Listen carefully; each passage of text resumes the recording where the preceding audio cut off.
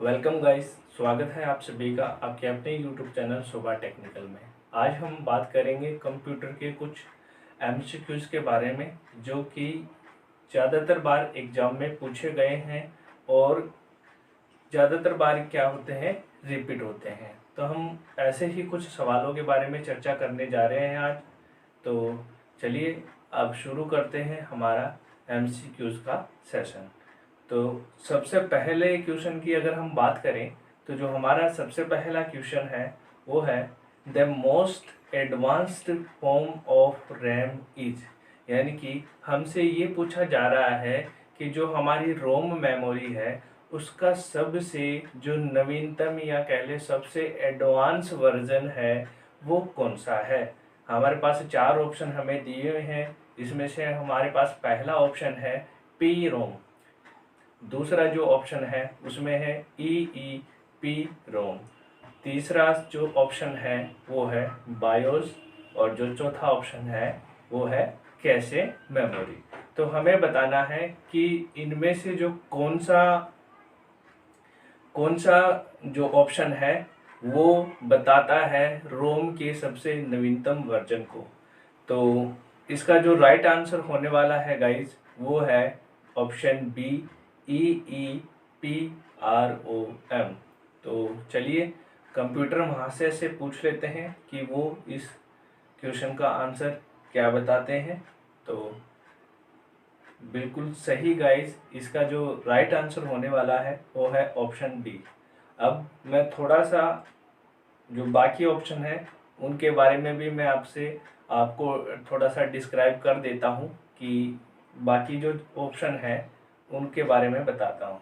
तो पहले तो सबसे पहले रोम की ही बात कर लें कि रोम क्या है। तो रोम एक प्रकार की मेमोरी है। रोम एक प्रकार की मेमोरी है और किस प्रकार की मेमोरी है? प्राइमरी मेमोरी है जो कि क्या करती है, डेटा को स्टोर करती है। अब प्राइमरी मेमोरी दो प्रकार की होती है जिसमें एक होता है रैम और दूसरा होता है रोम। तो रैम किस प्रकार की है, अगर इसकी प्रकृति की अगर हम बात करें कि रैम किस प्रकार की प्रकृति की मेमोरी है, तो रोम है non volatile memory. Non volatile memory का मतलब होता है कि जिसमें रखा हुआ डाटा बिजली जाने के बाद में समाप्त ना हो, ऐसी मेमोरी क्या कहलाती है? Non volatile memory.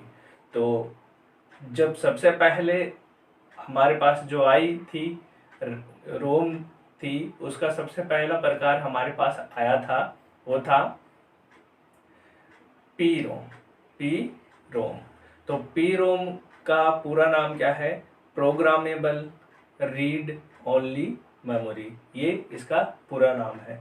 यानी कि इस मेमोरी में क्या होता था कि अगर एक बार हम इस पे कोई प्रोग्राम या कोई डेटा सेव कर देते थे तो वो तब तक बना रहता था, यानी कि उसके अंत तक बना रहता, उसे हम इरेज नहीं कर सकते थे। हम चाह कर कि अगर हमने एक बार डेटा जैसे स्टोर कर दिया उस मेमोरी में, पी रोम मेमोरी में, तो हम अब उस डेटा को इरेज नहीं कर सकते, बदल नहीं सकते। तो ये पी रोम की खासियत थी। तो इसके बाद में जो इसका एडवांस वर्जन आया पी रोम के बाद में वो था E P ROM. E P ROM, ई का मतलब है इरेजेबल, पी का मतलब होता है प्रोग्रामेबल और ROM का मतलब होता है रीड ओनली मेमोरी। तो अब जो रोम आई, इसके बाद में जो रोम आई पी रोम के बाद में जो ई पी रोम आई, इसमें क्या होता था कि अगर हम इसमें जो प्रोग्राम है या डाटा है वो अगर हमने सेव कर दिया था तो उसके बाद में हम उसको इरेज कर सकते थे। इरेजिंग का काम हो सकता था और जो इरेजिंग का काम होता था वो होता था with the help of ultra violet rays की वजह से। यानी कि हम उसमें इरेजिंग डाटा जो इरेजिंग का काम करते थे वो करते थे अल्ट्रा वायलेट रे के द्वारा। तो ये हो गया गाइस। अब इसके बाद में हम आगे बात करें तो इसके बाद में आया EEP रोम। EEP रोम का पूरा नाम है electrically erasable programmable read only memory. तो इलेक्ट्रिकली इरेजेबल। अब इसका मतलब क्या है कि अब ये जो एडवांस वर्जन आया है इलेक्ट्रिकली इरेजेबल, तो इसमें हम जो डाटा है वो इरेजिंग का काम करते थे with the help of electrical pulse. यानी कि अगर हमें इसमें कोई डाटा इरेज करना होता है तो हम इसको एक इलेक्ट्रिकल पल्स देके डाटा को इरेज कर सकते हैं। तो वर्तमान समय में जो रोम का एडवांस फॉर्म है वो है EEP रोम। तो इसका राइट आंसर था ऑप्शन बी। और कैशे मेमोरी की अगर हम बात करें तो कैशे मेमोरी क्या है? कैशे मेमोरी एक प्रकार की मेमोरी सबसे पहले इसके टाइप की बात करते हैं, किस टाइप की मेमोरी है? तो ये एक प्रकार की वोलाटाइल मेमोरी है, यानी कि डाटा अगर इसमें डाटा हम स्टोर कर देते हैं तो जब भी इससे पावर सप्लाई हटती है इसका डाटा इरेज हो जाता है। और ये एक प्रकार से मीडिएटर का काम करती है। हमारा जो प्रोसेसर होता है, प्रोसेसर और जो हमारी मेन मेमोरी होती है रैम, उसके बीच में ये एक मीडिएटर का काम करती है। और इसका काम क्या है कि इसका काम है कि जो प्रोसेसर हमारा प्रोसेसर होता है कंप्यूटर में, जब उस प्रोसेसर को बार बार किसी इंस्ट्रक्शन की या किसी डेटा को बार बार ज़रूरत पड़ती है तो ये मेमोरी उस डेटा को होल्ड करके रख लेती है अपने पास, ताकि जो प्रोसेसिंग का टाइम है वो क्या हो सके, कम हो सके। ऐसा इसलिए क्योंकि जो कैशे मेमोरी होती है इसकी जो स्पीड है वो बहुत ज़्यादा होती है, काफ़ी फास्ट होती है, इसलिए इस मेमोरी का उपयोग किया जाता है। कैशे मेमोरी को आगे फर्दर 3 भागों में डिवाइड किया जाता है जिनका नाम है L1, L2, L3। L1, L2, L3। अगर इन L1, L2, L3 में अगर हम स्पीड की बात करें तो सबसे ज़्यादा स्पीड होती है L1 कैशे मेमोरी की, और जो इसकी स्टोरेज कैपेसिटी होती है वो कम होती है। वहीं अगर हम L3 टाइप की बात करें तो इसकी स्टोरेज कैपेसिटी ज़्यादा होती है बाकी जो L1, L2 की तुलना में, लेकिन क्या होती है इसकी स्पीड कम होती है। तो ये कंपैरिजन हो गया इनके प्रकारों के बारे में। तो गाइस बढ़ते हैं अगले सवाल की ओर। और जो अगला सवाल है हमारे पास में वो है which one is the type of page orientation. हमारे पास में 4 ऑप्शन है और हमें बताना है कि निम्न में से कौन सा पेज ओरिएंटेशन का प्रकार है। ऑप्शन ए है हमारे पास में पोर्ट्रेट, ऑप्शन बी है लैंडस्केप, ऑप्शन सी है both A and B, and option D is none of this. तो हमें बताना है कि इसमें से कौन सा ऑप्शन सही ही होगा। तो इसका जो राइट आंसर हो जाएगा गाइस वो होगा option C both A and B. तो चलिए चेक करते हैं कि इसका जो राइट आंसर क्या है। तो गाइस बिल्कुल सही, इसका राइट आंसर है सी। अब मैं बता देता हूँ थोड़ा सा इसके बारे में। तो जो हमारा पेज है, पेज का जो प्रीव्यू है वो 2 टाइप का होता है। एक होता है लैंडस्केप, एक इसका होता है पोर्ट्रेट। जो बाय डिफ़ॉल्ट हमारा पेज की जो ओरिएंटेशन होती है वो होती है पोर्ट्रेट, ठीक है। और जब हमें पेज को ऐसे हॉरिजेंटली करना होता है तब उसे हम बोलते हैं लैंडस्केप मोड। तो कभी भी आपको पूछा जाए कि जो बाय डिफ़ॉल्ट पेज ओरिएंटेशन होता है वो कौन सा होता है, तो आपका आंसर होना चाहिए पोर्ट्रेट, ठीक है गाइस। तो चलते हैं अगले सवाल की ओर और अगला सवाल हम देखते हैं कि अगला सवाल क्या होगा। तो अगला सवाल हमारे सामने आ चुका है। अगला सवाल है name the by default page orientation in MS word. देखिए गाइस क्वेश्चन आ ही गया है। हमने थोड़ी देर पहले ही बात करी थी कि बाय डिफ़ॉल्ट जो पेज ओरिएंटेशन होती है वो कौन सी होती है, पोर्ट्रेट। अगर हमें लैंडस्केप करना होता है तो हमें बदलना होता है, लेकिन जो बाय डिफ़ॉल्ट होती है वो कौन सी होती है, पोर्ट्रेट। तो गाइस इसका जो राइट आंसर क्या होना चाहिए, राइट आंसर होना चाहिए ऑप्शन ए। तो चलिए चेक करते हैं। तो देखिए हाँ बिल्कुल सही है, ऑप्शन ए हमारा राइट आंसर है। तो गाइज मुझे लगता है इसके बारे में पहले एक्सप्लेन कर चुका हूँ तो हमें यहाँ ज़्यादा टाइम नहीं लेना चाहिए। तो आगे बढ़ते हैं अगले सवाल पे और अगला सवाल देखते हैं कि अगला सवाल की बात करें तो अगला सवाल हमारे स्क्रीन पे आ चुका है। क्वेश्चन है, name the company that developed Java language. उस कंपनी का नाम बताइए जिसने जावा लैंग्वेज का आविष्कार किया था। ऑप्शन ए हमारे पास है Sun micro system slash Oracle, option B है एप्पल, ऑप्शन सी है माइक्रोसॉफ्ट, ऑप्शन डी है IBM। तो 4 ऑप्शन हमारे पास दिए हुए हैं गाइस, तो इसमें से आप राइट आंसर कौन सा होना चाहिए जल्दी से बताएं। तो इसका जो राइट आंसर होने वाला है गाइस वो है option A Sun micro system slash Oracle. तो चेक करते हैं, कंप्यूटर महाशय से पूछते हैं कि इसका जो राइट आंसर है वो क्या होने वाला है। तो बिल्कुल सही, ऑप्शन ए हमारा राइट आंसर है। अब थोड़ा सा इसके बारे में चर्चा और कर लेते हैं, क्योंकि यहाँ ये सवाल मैंने स्लैश ऑरेकल सन माइक्रो सिस्टम इसीलिए दिया है ऑप्शन में कि कई बार ऐसा हो सकता है कि आपके 4 ऑप्शन हो और उसमें से ऑप्शन सन माइक्रो सिस्टम भी दिया जाए और ऑरेकल भी दे दिया जाए, क्योंकि जब जावा जब डेवलप हुई थी उस वक्त पे जो जावा को डेवलप किया था वो किया था सन माइक्रो सिस्टम में। लेकिन कुछ समय बाद में क्या हुआ कि जो सन माइक्रो सिस्टम जो कंपनी है उसको खरीद लिया ऑरेकल कंपनी ने। तो अब अगर वर्तमान समय में अगर हम बात करें तो क्योंकि सन माइक्रो सिस्टम किस में जाके मिल चुकी है, वो ऑरेकल के अंदर। तो अगर ये पूछे कि मूल जो इसकी जनक कंपनी है वो कौन सी है, तो वो होगी सन माइक्रो सिस्टम। तो चलिए गाइस अब आगे बढ़ते हैं अगले सवाल की ओर और अगला सवाल देखते हैं कि अगले सवाल में क्या है। तो क्वेश्चन हमारे पास में है, फाउंडर ऑफ सी लैंग्वेज।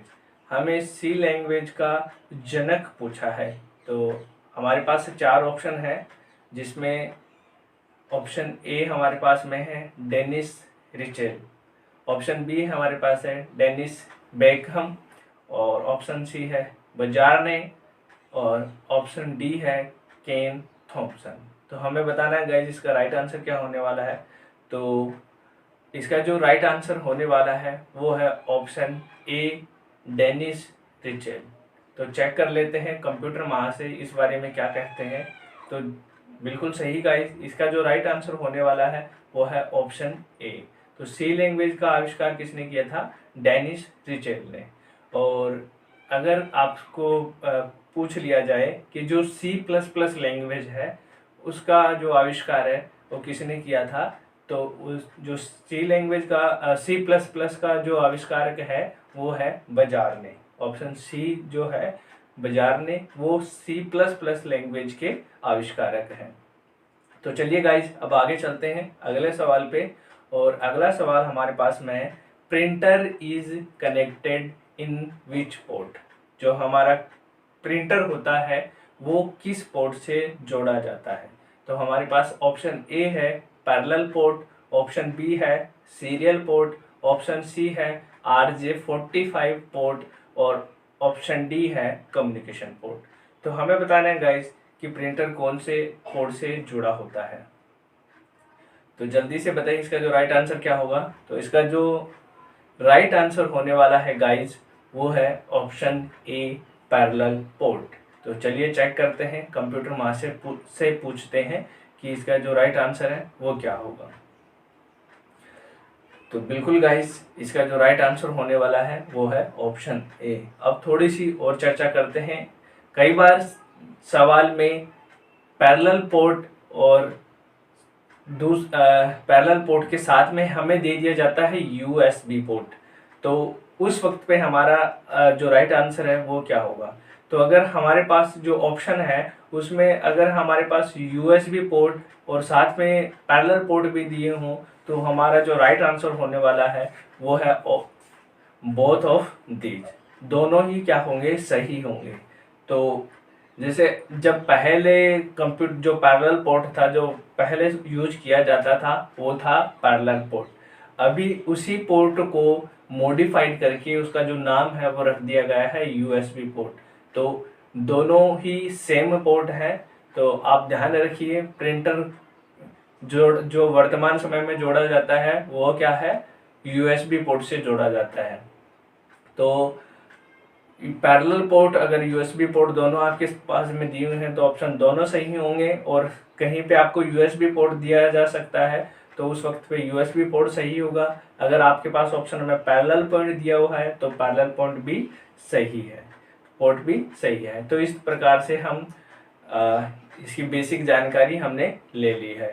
तो चलिए गाइज, अब आगे बढ़ते हैं अगले सवाल पे, और अगला सवाल देखते हैं कि अगले सवाल का क्या है। तो क्वेश्चन हमारे पास में आ चुका है, in which year IT act was notified.